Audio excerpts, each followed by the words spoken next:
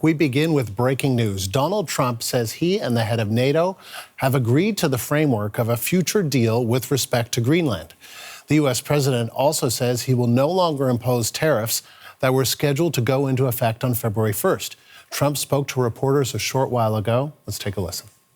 It's a great security, great national and international security. It's a deal that people jumped at. Really fantastic for the USA. Gets everything we wanted, including especially real national security and international security. How so? Can you give us some details, please? Well, the deal is going to be put out pretty soon, and we'll see. It's right now a little bit in progress, but pretty far along. It gets us everything we needed to get. How will you ratify it, Mr. President? Convinced you. Say it? What did Mark Rutte say? Well, he's a great leader. I think he's fantastic. The Secretary General was representing the other side, which is really us too, because, you know, we're a very important member of NATO. I've done a lot for NATO.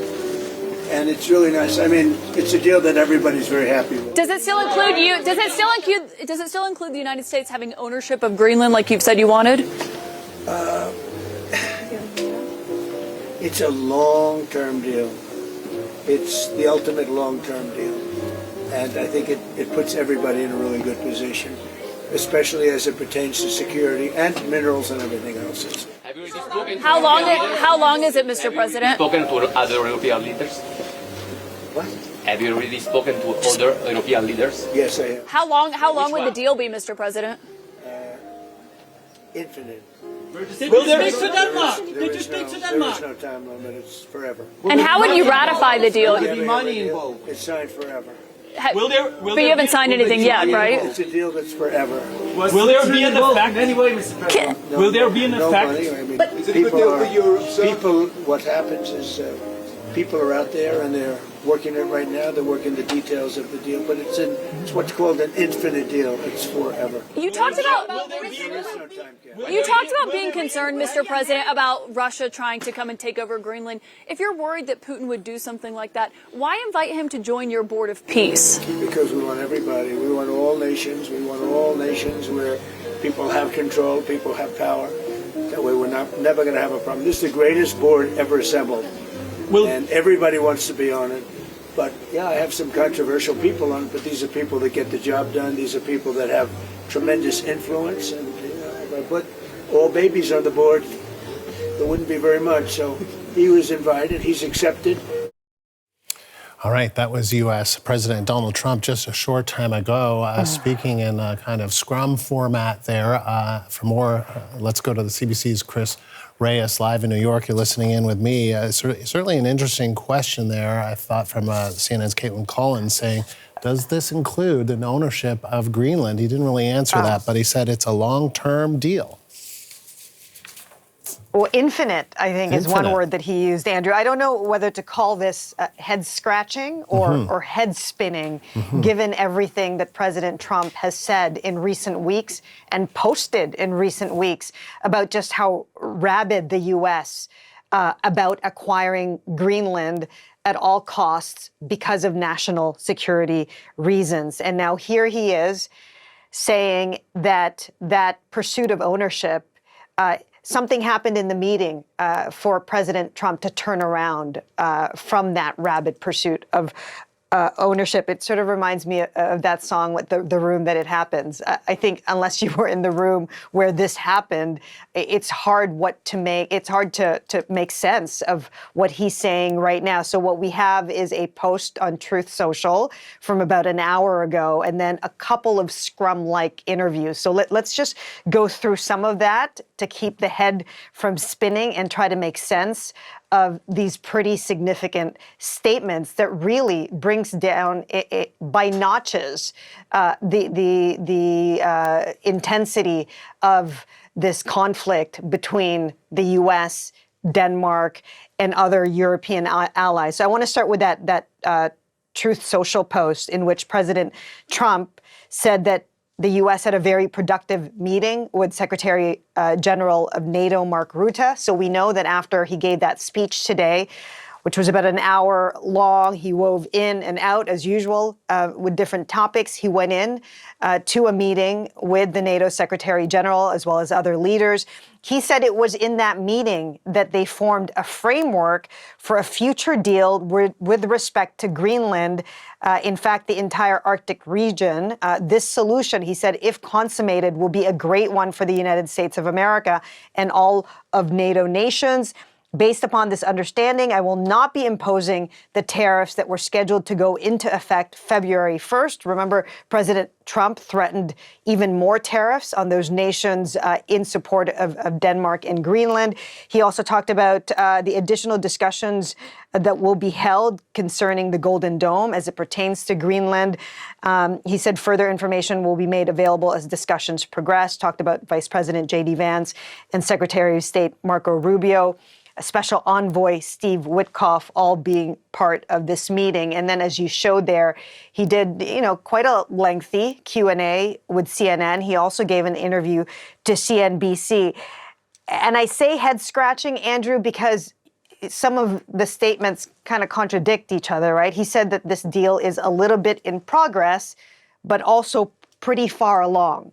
And then when he was asked about ownership, he said it's the ultimate long-term deal. So he didn't deny that this deal included ownership, except what do you make of a deal that lasts forever? I mean, those are the details that we currently don't have. What we do have is an official reaction from NATO. So this is what NATO put out very recently. They said discussions among NATO allies on the framework the president referenced will focus on ensuring Arctic security through the collective efforts of allies, especially the 7 Arctic allies. So that would include Canada, Denmark, Iceland, Norway, Sweden, and Finland. I mean, the big question here is, again, what transpired in that meeting that allowed for some kind of deal that would make President Trump back down on this absolute pursuit of ownership? And how is it different from the current NATO framework that already covers security between the U.S. and its European partners? I mean, that is where it's unclear. That's where it's a bit head-scratching. I think we're going to need President Trump in front of a camera again, doing an even lengthier Q&A, as well as Mark Rutte and other European leaders. Yeah, absolutely, Chris. I mean, I think there was another reporter that was trying to say, have you spoken to Denmark? We have heard from the Danish foreign minister, who has said it is good that there's this kind of retreat away from the threat to maybe use military force, to not impose tariffs. But I'm paraphrasing a little bit, but the Danish foreign minister, according to the Reuters news agency, has said, look, Donald Trump continues to have an ambition that Denmark cannot accommodate. So that's kind of interesting. So how does that all play into all of this? And other European leaders are reacting too.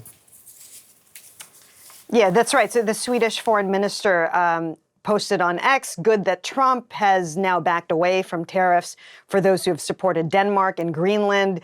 It appears that our work together with our allies has had an impact. And again, I'm speaking to you from the United Nations. What I often say when we cover stories here is that so much happens behind closed doors.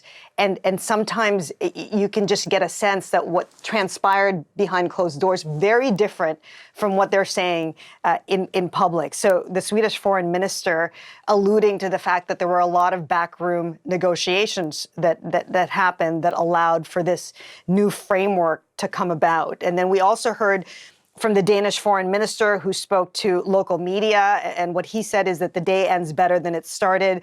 Positive that Trump says he will end this trade war if what is happening today means we can return to more normal channels than Truth Social, then that is good. And remember, Andrew, we did the story together when the Danish foreign minister was visiting in Washington, D.C. I remarked just how calm he was in tone, talked about the friendship, the long-standing friendship between Denmark and the United States, and that they were willing to accommodate the U.S. on everything but respect for territorial integrity. That was their red line. No ownership of Greenland anything outside of that was up for negotiations. And he mentioned that that was the first time that he had come face to face with their American counterparts. And their goal with that meeting was to really bring down the temperature, given that everything, all of the discussions around this issue has been happening, because this is the time that we live in, on social media. And, you know, I think it was as early as today, if not yesterday, that President Trump posted that image with the American flag once again superimposed on Canada and Greenland, and how much that kind of posturing really affects the conversation. And I guess what we're seeing here, based on the statements from world leaders, is that something else happens when the doors are closed and the cameras are not there and they're able to discuss. And now President Trump is leaving Davos with a deal that he is happy with, which is saying a lot, given the kind of demands that we know he makes. But there was something about that meeting that caused President Trump to really backtrack on this rabid pursuit of ownership of Greenland. We won't know what that is until he goes into great detail about what transpired in that meeting, or Mark Rutte will be willing to share exactly what transpired in that meeting. Yeah, these are all important and interesting questions. Chris, thank you. That is the CBC's Chris Reyes live in New York.